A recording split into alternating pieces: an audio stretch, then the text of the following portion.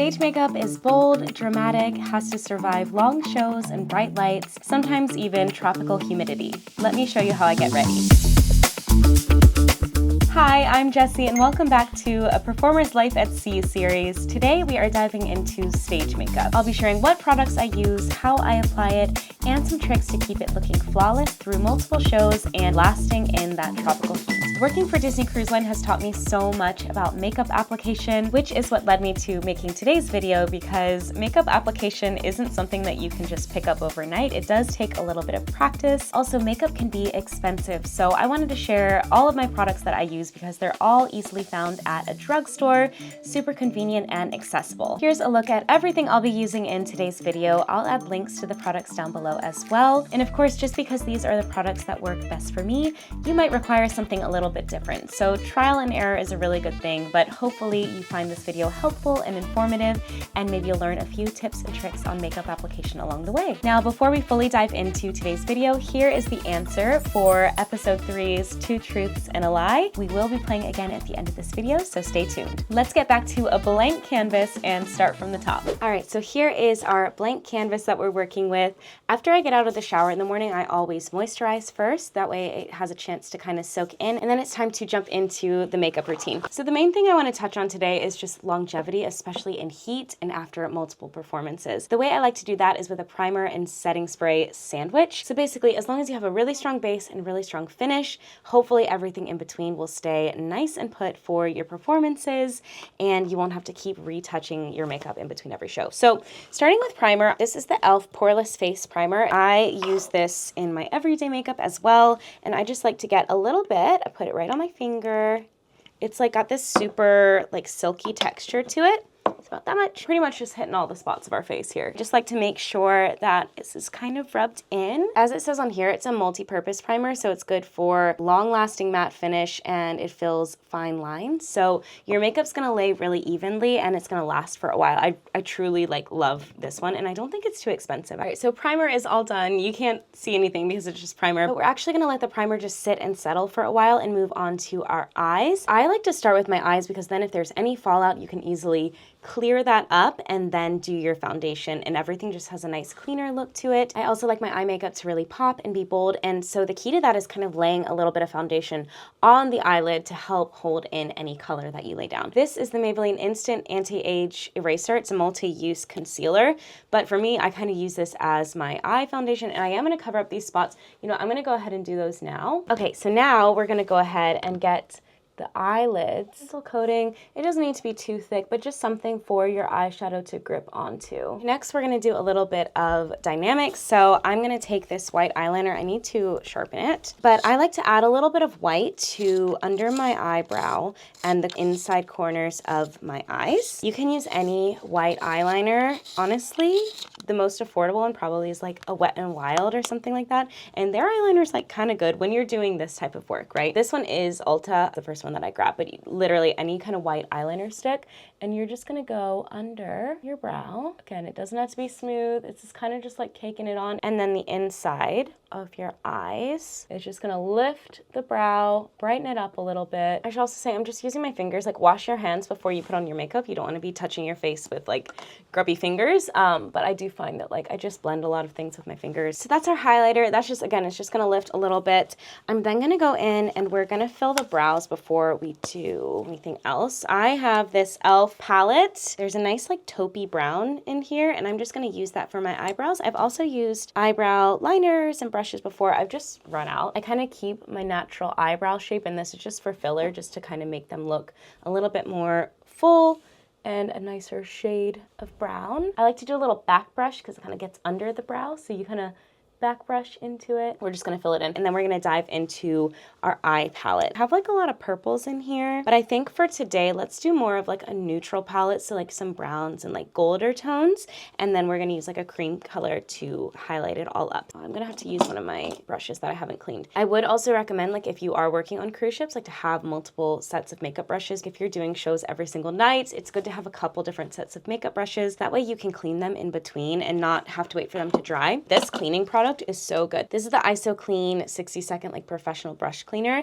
It is so good. I should clean a brush at the end of this video just to show you. It's insane, and like it's a dry brush cleaner. Your brushes are good to go within literally 60 seconds. Let's continue on with the eye makeup. So I'm gonna start with a darker shade like up and over the crease of the eye. It kind of just helps make your eyes look a little bit bigger and bolder. It's gonna look messy at first. Don't panic, but I am just pressing it on, and I find that this just helps it kind of like lock into place. Because you've put that concealer base, it does have some nice texture to stick to. So as you can see, we've gone up really high onto the eyelid, but we've left some empty space on the base of the lid, and that's going to be for a lighter shade. It's like light, like gold taupe color. I'm gonna use a little bit of a smaller brush. We're just gonna go on the base of the eyelid, kind of pressing it into place. You can slowly kind of extend out to where the darker shade is, and then if you tap, it'll kind of blend it out. Looks really nice. So we're working with a really bold shape here. You gotta go through and like make sure they match up. We can tidy this up at the end, and this is why it's really nice that we haven't done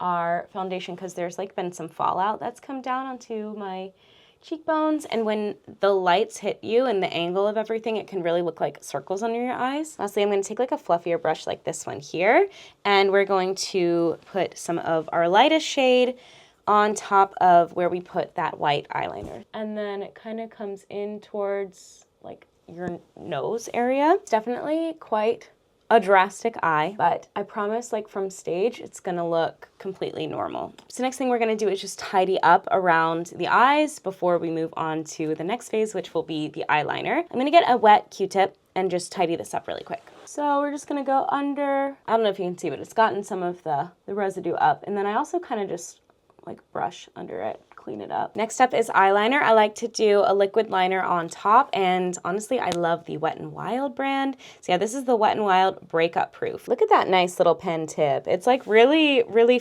precise. So I'm happy with this one. With the eyeliner, I like to start kind of from like the middle and work outwards, and then we can kind of taper our way in. But I like to keep the eyes expanded. It kind of just makes your eyes look bigger from stage. Start from the middle, gently filling in the space. Then you can see where you've cleaned up your eyeliner there. And I'm gonna draw a little line to give it a little bit of a wing. And then we're gonna fill in the space after that. So let's first start with the other side. Thicken up the tail, and then leave it into a taper. Pulls your face up a little bit, and as you can see, the eyebrows are very expressive because we got the highlight. So we're gonna stop there for eyes. I wait to do my mascara until after my setting spray so it doesn't start dripping down my face. If you use waterproof mascara, you could probably put that on now, but I prefer not to because I feel like it takes ages to come off. Next, we are going to move on to our foundation, our contour, and our blush. So foundation, I've been really loving this Super Stay by Maybelline. It's a 30-hour Lumin Matte. It's like a matte finish foundation. So this is what I've been using of late. Just got a new one. Yeah. A close second is the Fit Me by Maybelline foundation. That's the one I think I used in my last video. But I find that this one has more coverage and it does last a little bit longer. The 30 hours is no joke. So again, using our hands, I'm going to apply some to my finger here. Normally I'd have my hair pulled back, but we're just working with it today. So we're just gonna dab it onto our face. Again, I just like to press it in. I don't like to swipe it up. By now, our primer is like so set in place. We're literally just gonna do the full face and some of our neck as well. So I'm going to finish this up and then we'll check in. First, I got nervous when I was putting this on because I thought it was looking a little too dark, but I think we can blend it in. It's just because it's my summer shade, summer in the tropics, and now I'm in England and I don't see as much sun. So anyway, we're just gonna blend that in. That's why we go down to the neck, so it's not such a stark cut off, but I always think it's better to have a little bit of a darker foundation than too light of a foundation for the stage, because the lights are so bright, it does start to wash you out. So if you're hesitant on do I go, for this shade or that, pick one that is a little bit darker, a little bit warmer, still close enough obviously to your skin tone, but if you're in between, that's kind of like what I've always done. I've just gone a little bit on the warmer side. So what we're gonna do, we're gonna grab a beauty blender. I have a bunch here. I love having just like a stockpile of them. So again, you don't have to clean them as often. And we're gonna get this one saturated with water, and then we're gonna go in and blend. So let me saturate this one real quick. Here's the size comparison of when it has some water on it. So I like soak it in water and then you squeeze out all the excess water, but then it's perfect for blending. For the longest time, I was using them dry, and the difference that it has when they're kind of damp for setting your makeup is really big for me. So again, we are just pressing everything, and I just feel like this sets it into the skin better versus like rubbing it around. You don't want to take off any makeup by like rubbing it up. So I think this is the best way to kind of just press it into place. We're gonna let this air out for a little bit. If you have a little fan, you can kind of dry everything pretty quickly, which is great. If you need to go back in as well, give it like a few minutes in between foundation layers, and then you can go in and kind of cover up any spots that like might need it. I think I'm just gonna leave it though for today. Next, we're gonna jump into some contour and blush. We're using this e.l.f. bronzer and contour. This is a liquid bronzer, and we're just gonna do a few dots on the places that we want to